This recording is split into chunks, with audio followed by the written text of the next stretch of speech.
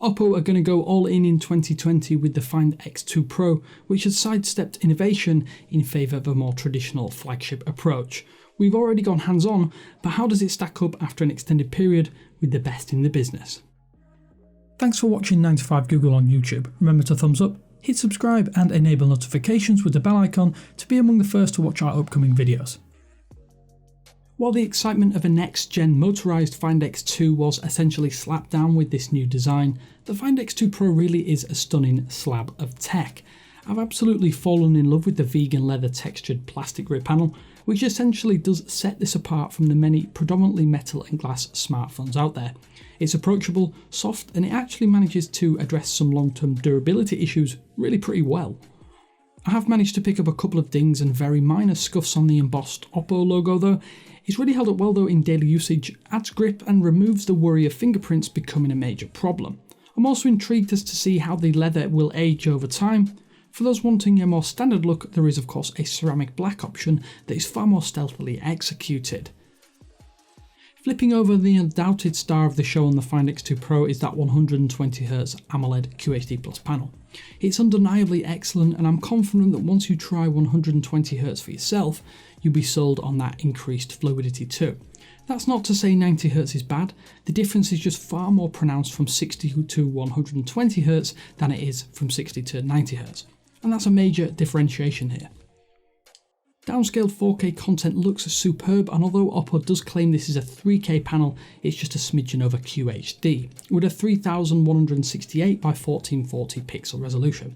It's of course bright, vibrant, and most content looks superb, although the motion smoothing as part of the O1 Ultra Vision engine isn't something I can fully get on board with, as this gives certain videos that sort of soap opera effect when extra frames are inserted into videos. It's fantastic for sports, but movies and TV, not so much.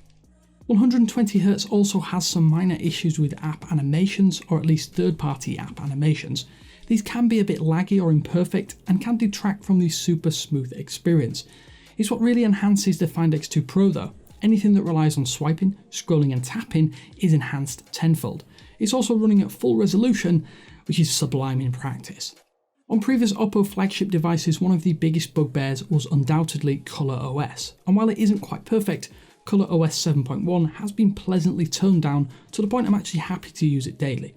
You can see clear OxygenOS influences with essentially the same Android 10 gestures, albeit with some customization options added. The back and hold gesture being a prime example, allowing you to skip back to the last application opened. Oppo has also slapped in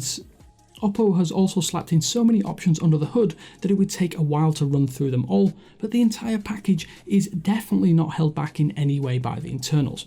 The Find X2 Pro is a beast in the spec department. However, given the poor track record with updates, time will tell just how well Oppo can steer themselves out of the problematic OS upgrade waters.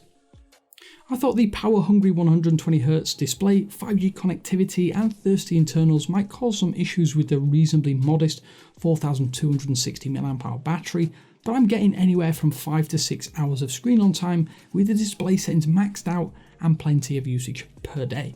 When I do get worried, the 65W SuperVOOC 2.0 charging just blasts your battery back up to 100% in under 40 minutes. I must admit it's more than enough to banish the lack of wireless charging to the back of your mind.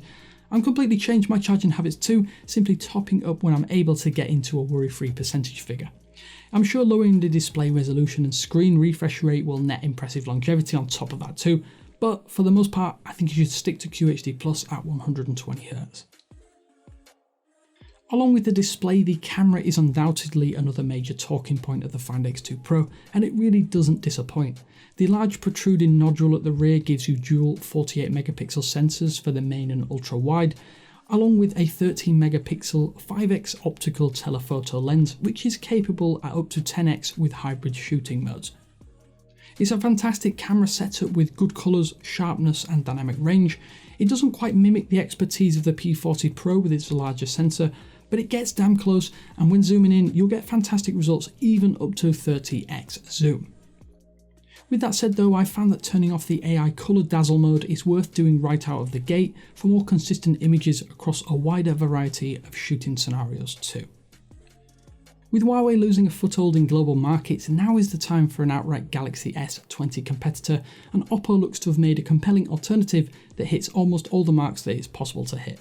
The biggest stumbling blocks will be pricing and availability, but those of course can be remedied with carrier subsidies, sales and deals.